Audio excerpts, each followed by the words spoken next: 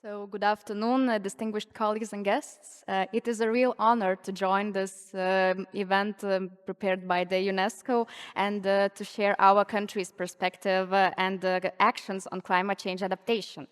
And as we know, adapting to climate change is not a single task, but a real complex one and real and ongoing challenge. And I look at exploring these aspects today with you. So climate change, without a doubt, is one of the greatest challenges of our time. It is not only an environmental issue, but it also affects our economies, our security, our health, and of course, culture and heritage. Last year, 2004, we marked a turning point. For the first time, the global temperature exceeded 1.5 degrees threshold set in the Paris Agreement. And we already see the consequences here today in Lithuania. In 2024 alone, we recorded 18 daily higher temperature records, and extreme hydrometeorological events have become a new reality of our days. We experienced 2 catastrophic meteorological phenomena and 17 dangerous meteorological and 12 dangerous hydrological events. And sometimes it is surprisingly easy to be misled. Human psychology has this very, very simple rule. Either it's very cold or either it's very hot. Either everything is great or either everything is a disaster. And take the summer, for example. In Lithuania, we had quite a cool summer season. And of course, many people might feel like, well, maybe 2025 was actually a cold year. And of course, skeptics, especially in the social media, tend to ask, so where's your climate change now? And even me, with my closest one, was starting a discussion. Was it last year really that hot? Or maybe this summer was too cold for us, or it was perfect, actually. But what we often forget is the bigger picture. And we had a very warm spring, and just last week, Lithuania broke its 21st daily air temperature record this year, and it's already more than last year. And according to Lithuanian Hydrometeorological Service, in the past 5 years, what is interesting that heat records have been measured about 10 times more often than cold records. So yes, we might have a cool summer here or there, but the data shows that it's undeniable. The climate is really changing and it's getting warmer. So when we speak about the climate projections, we need to keep in mind that these are scenarios and not the fixed forecasts, and they depend on how humanity acts, on our lifestyles, on our energy choices, on the policies we put in place, and the more emissions we generate, the more severe scenario is possible. And one thing, however, is known already, and the data shows that, the number of and intensity of extreme events is growing worldwide. And how heat waves, droughts, floods, and storms are already becoming more frequent.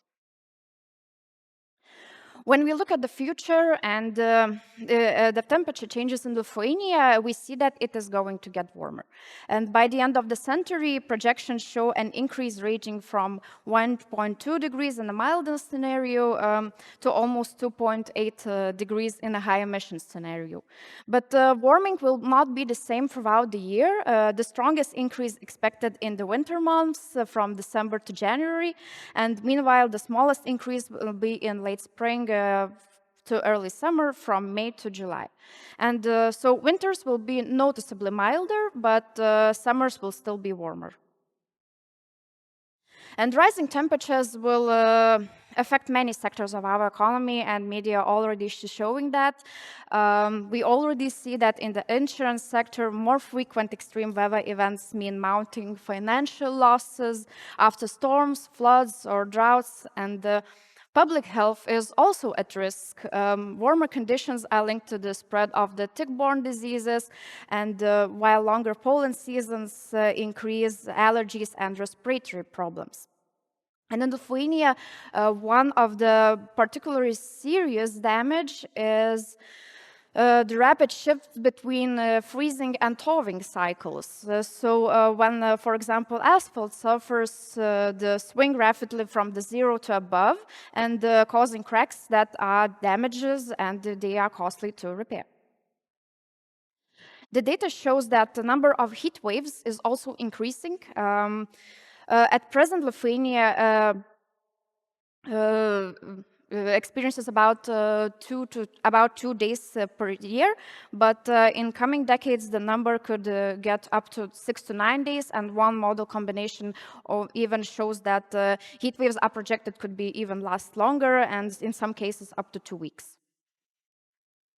And heat waves also have a huge impact on our health. The most vulnerable are, of course, the elderly people and children, and because they suffer the most, they are most vulnerable to the extreme heat. And however, too oftenly municipalities do the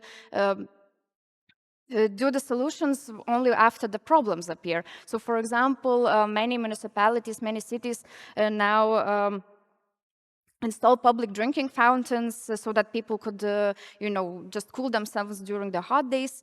And also, as I mentioned before, the heat also affects our infrastructure. Roads can deform under prolonged heat, and we have even seen the headlines suggesting that outdoor events may have been even be cancelled if the high temperatures continue. When we look at the cold spells, these are the days when the minimum temperature drops below -50 degrees. We see that their number is projected to decrease. By the end of the century, this could fall, leaving us to 4 to 5 cold days per year. And at the first glance, it might sound like quite good news for us. But there is an important paradox, because as the average temperature is in winter rises, people actually become less resistant to cold. So this means that even few cold days can still pose a high risk, especially for those that are vulnerable. And cold weather will continue to be a serious threat for the most socially vulnerable, particularly for those that face energy poverty and who struggle to heat their homes adequately. Looking at the precipitation, we see that the overall trend in increase in average rainfall is from 6% to 40%, so we might think that it's not that much. But however, we see more frequent cases of the very heavy rainfall, when, for example, in one day there can fall around the amount of the whole month. So today, Lithuania experiences about 40 to 60 days of heavy precipitation, but at the end of the century, this number is expected to rise. And this is exactly why we need preparation and planning ahead.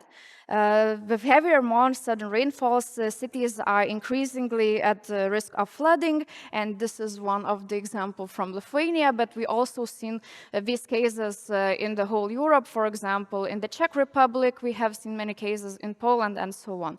So this is why we should prepare, and municipalities are already preparing also the measures for the rain drainage reconstruction and so on.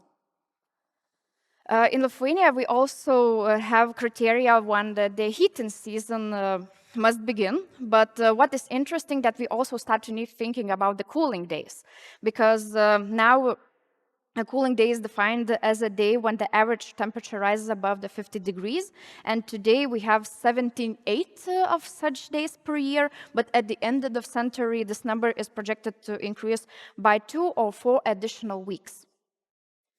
So let us now turn to the cultural sector, which is a heart of this event. And on the one hand, climate change might create opportunities. For example, conditions for outdoor tourism could improve as our summers are getting longer.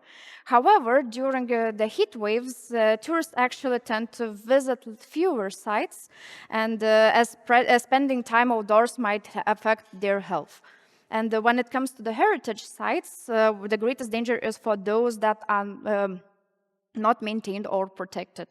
And we have already seen such cases. For example, a few years ago, we had a huge storm in Žagarė, which is a protected area. As you can see, there was like many fallen trees near the church, and there are cases happening all around Lithuania. And to be able to plan effectively, To adapt effectively, of course, planning ahead is essential. And last year, Lithuania adopted its first national climate change adaptation plan. And this plan covers a wide range of sectors that you can see on the slide. And each sector has its own measures, and each ministry is responsible for their implementation. And however, at this stage, the plan does not include the measures of the cultural sector, but we are very happy to see that Ministry of Culture is doing a lot of work in this field, and of course this event is one of the examples. And here I will briefly highlight a few measures included in the National Adaptation Plan. Of course, not all of them, because that would require another presentation, but for example, it is integrated with the flood risk management plans, and between 2021 to 2027, about 34 million euros from the European Union's investment program will be allocated for the flood prevention. And of course, we also have an integration with the coastal management plans, and for this purpose, we have about 6.3 million euros allocated, and priority will be given to those parts of Lithuanian coastline that are most exposed to the erosion and extreme events. This includes recreational areas, such as Palanga and Šventoji, as well as stretches to the Curonian Spit and so on. And one of the challenges we face is how to properly assess the climate-related loss and damage, and in the numerical terms. And at present, warnings are issued mainly when the somewhat meteorological event threshold is reached, but this doesn't reflect the real impact on people's health, property, infrastructure, and so on. So this is why we need to strengthen our knowledge base, and of course the plan foresees several key steps: expanding hydrometeorological observation network, create a hydrographic database, improve forest fire forecasts, and so on. So when we speak about the national adaptation, we also have to recognize the critical role of the local level, because the municipalities know their region best, and they should be the leaders in the climate change adaptation. And already in 2017, we prepared the guidelines for the municipalities how to do so. Unfortunately, no municipality prepared the plan of their own, and it was shown that that people just don't have any or enough experience or enough knowledge. So this is where we need to help them. And this is why in recent years, the Ministry of Environment implemented the Climate Adapt project, which developed detailed interactive climate change projections up to 2100. And with these tools, municipalities should find all the information they need and in one place. The second stage of the Climate Adapt project was the analysis of the sensitivity and vulnerability of Lithuanian municipalities, and this study showed which municipalities are most vulnerable to which risks.